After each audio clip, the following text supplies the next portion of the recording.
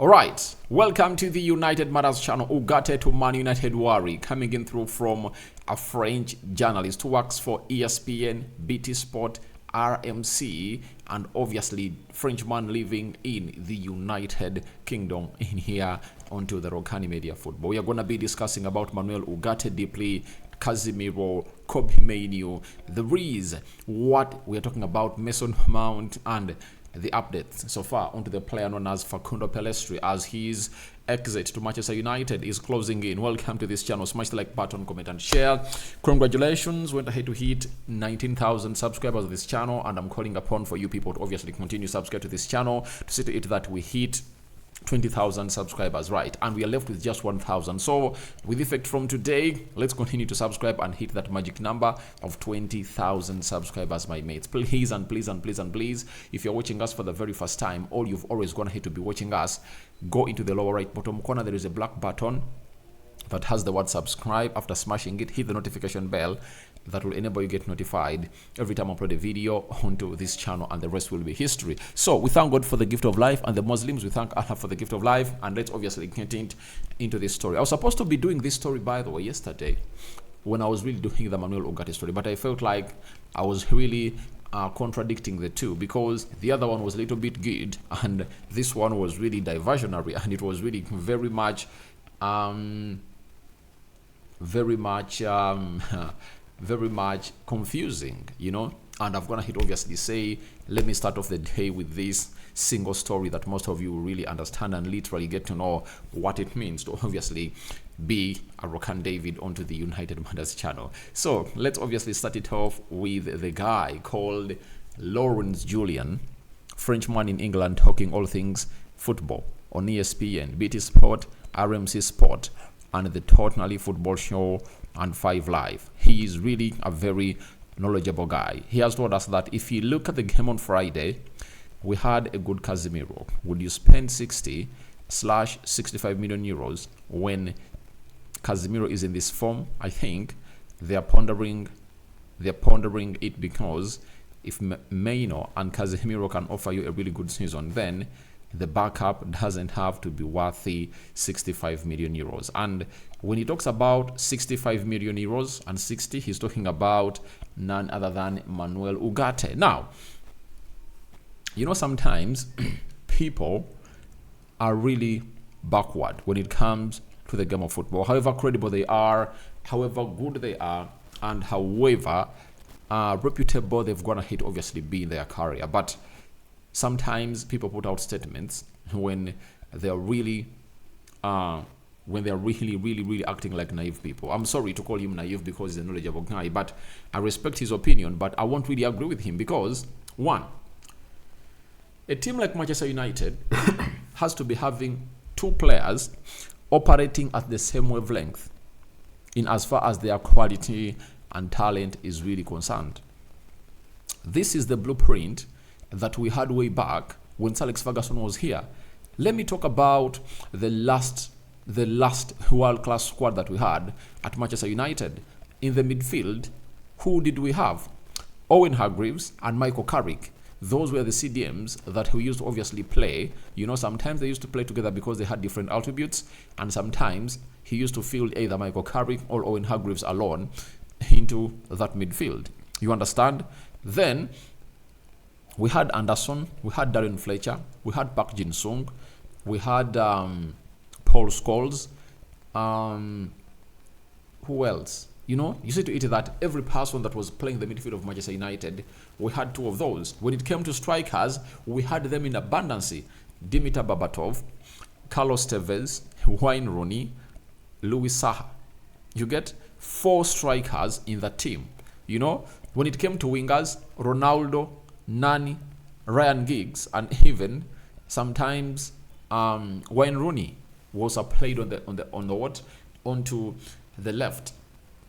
Go to the right backs. We had Rafael da Silva and Gary Neville. Left backs, we had Patrice Evra, you know, and who else who could play? Was it Butner?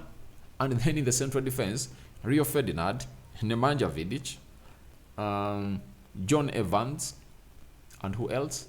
Wes Brown. You understand? So that was the club of Manchester United that really had quality and class. Now, if you want to come in through and really compete with the like of City, you are not supposed to be having the mentality of these Frenchmen, that if you're having Casemiro performing at that level, then you shouldn't obviously get in a player who is in the same levels of Casemiro. Man, why would we go ahead and obviously get in a defender for 60 million euros in Lenny Yoro and went ahead to get in Matthias De Ligt, defender who costed us 50 million euros? You understand? Because you need 4 central defenders who are of the same quality.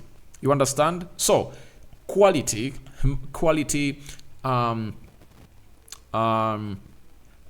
irons quality. You understand? And at Manchester United, we are having a man who has Omar Berrada, who was at the foundation of building the side of Man City. He has seen how these things really work.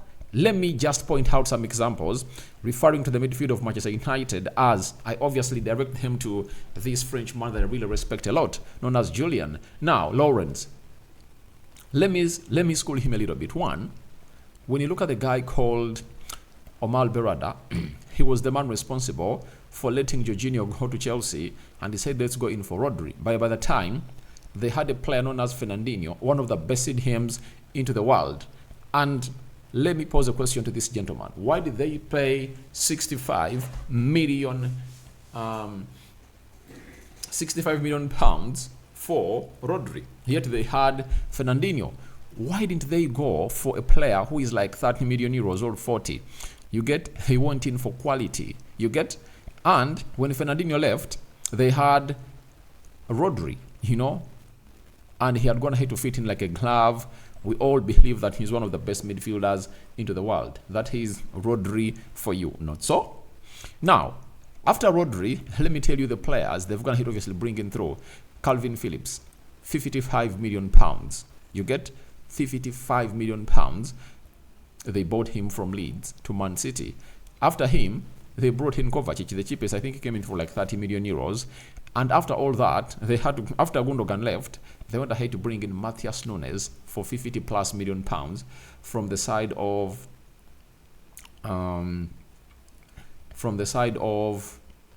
Wolverhampton Wanderers. You understand? And even right now, Man City is still pondering on whether to bring in Bruno Guimaraes or not. Now, what are you talking about? I think there is nothing that is going to stop United from really getting this guy. And the performance of Casemiro, one sunshine in a winter doesn't make it a summer, And the other thing you should look of is that last season Casemiro was an injury-prone player. Are you God that you've gone ahead to foretell and say that Casemiro won't really get an injury? Now, what if Casemiro gets an injury? What do? I think we need to obviously get in Ugarte, not because Casemiro is really looking good, but because we need to be having players playing at the same wavelength. You understand? We need a Casemiro playing at that level and a person to compete with him, Manuel Ugarte, to come in through and compete at that level, meaning that whichever player will be pointed out to come in through and really play part into that beautiful game of football, I tell you, all will be okay. You get? All will be good for the club of Manchester United as they will come in through to compete for that position. Talking of Kobe Mainoo, however much they play very well, do you think they're going to play all the games? Remember, we are disadvantaged that we are playing on Thursday in the UEFA Europa League. You get? And if we are disadvantaged, that takes us to a very bad level as a club of Manchester United, because we need to rest players. Players that are going to be playing the UEFA Europa League shouldn't be the same players that we mostly play into the Premier League. Like, if you want Casemiro to play, then you don't really play him in the UEFA Europa because he'll get really tired.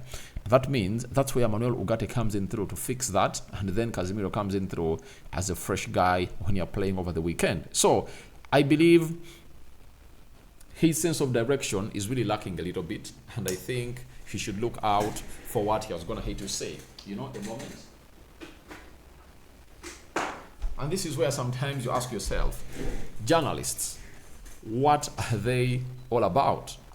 You understand? What are they all about, and what is their intention to obviously come in through and really say all this into the public eye? Because it is really a lie. Total lie for me. And I don't really find it interesting anymore, right? And I don't know what your thoughts are about it, but I believe that it's really gonna be something important for the side of Manchester United to get in a guy called Manuel Ugarte. It will act in our favor and it will give us the best that we deserve, because we need to be having 2 competent players per position. That is it. And that should be the order of the day. Now, let's leave that story of Manuel Ugarte there. It's like a worry, according to him, but I believe it's not going to really work out that way. Manchester United will obviously have to go in and obviously get in Manuel Ugarte, because Ten Hag, he's really calling in for the signing of this guy. Now, United looks like he's going to move on another player, and that is all good news for us, because we've not gone ahead obviously act well when it comes to obviously dislodging of players from the club of Manchester United in our past. But looks like Ineos are really doing some good work. Exclusive: Panathinaikos is in advanced talks with Manchester United to sign Facundo Pellistri on a permanent transfer. Not finalized yet, but negotiations are ongoing, as Pellistri could leave Man United in the next days. That was yesterday, and today Fabrizio Romani early morning said Panathinaikos are prepared to close the deal to sign Facundo Pellistri this week. Almost there. Permanent transfer from Manchester United, as exclusively revealed yesterday. One key factor: Pana manager Alonso pushing to have Facundo Pellistri. So he's going to Panathinaikos, and let's wait and see how that pans out. But I'm really shocked that other teams haven't gone ahead obviously coming through and put in the required shift all together to obviously see to it that they put in a shift that is really well required to see to it that all goes on as well. But when you look at Facundo Pellistri, I think he deserves to really get a permanent home where he's really going to be playing permanently. You know, he has been loaned to all walks of life, and when he goes to the national team, performs very well. He has shown that he can come in throughout Manchester United and really do the needful. But I think Amadi Diallo has gone ahead to surpass him, and there is no way he gets into that team of Manchester United. During the Community Shield, he was played as a right back, and he initiated a run that resulted into the goal that we scored against Man City through Garnacho. And his qualities were really shown to us. That is Facundo Pellistri for you. So for Panathinaikos, they are really doing a great job, and they're really calling in for this signing, and I believe that is really going to happen. Now today, while appearing with the United stand, Fabrizio said there is a meeting taking place today to discuss the final stages of Facundo Pellistri to Panathinaikos deal. There is optimism that a deal will happen from the clubs and players' side. So obviously this deal has to happen, and I've gonna hit read somewhere that it's gonna be around 10 million euros, you know, and if we get in that amount of money, it will help us really spark off the signings that we want obviously in the club of Manchester United. And I believe that Ineos will put in what we call a sell-on clause and maybe a buyback clause, because we might be here and this player might go outside there and really explode and becomes one of the most important players. And I believe we should see to it that we get him a sell-on clause. A buyback clause might obviously be not included, but a sell-on clause, because if you sell Facundo Pellistri for that amount of money, that means you can really make more when they sell him, you know, especially Panathinaikos. You know, he can go at Panathinaikos and got sold for like 30 million euros or 40. If he goes for 30, if we have like a 30% sell-on clause, that means we can get in more 10, and they can also really make some profit of like 12, right?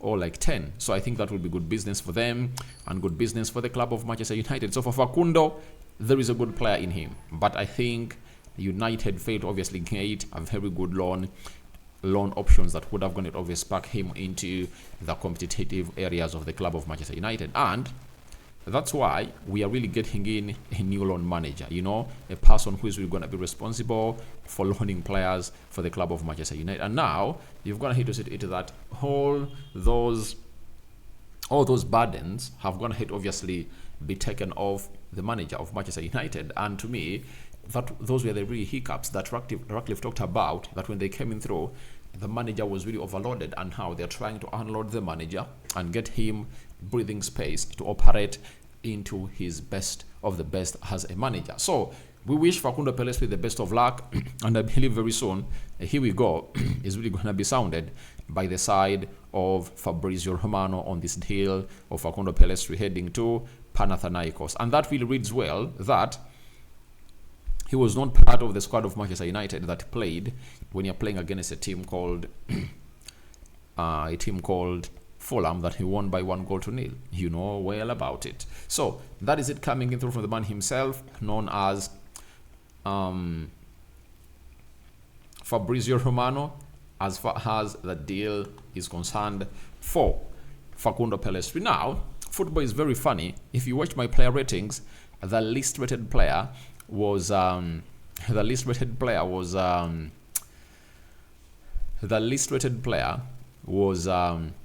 Mount. I think he was the worst player on the field of play. But guess what? In his worst display, there is a start that really looked positive out of him, and it could obviously maybe make the manager believe that he should obviously get him on and really get him what he deserves in as a player. And this is reported by Statman Dave that Mason Mount made 23 counter presses against Fulham, more than any player managed in the Premier League in the opening weekend of the season. Yeah, he ran a lot, and I think this is what we want in a team. And we want players that can obviously run and really run and run and run and run and run. So time has come for the club of Manchester United to obviously have players like these. And it's really very ashamed that a player who is just a novice about the badge of Manchester United comes in through and puts in performances like those, and players that are really born into Manchester United, graduated from the academy, cannot come out and really put in the shift that is really well desired and really well appreciated. So guys, thank you very much for watching and through. Your reactions to that are welcome in the comment section below. Rokan David is my name. I sign out for now. See you later. Bye bye for now.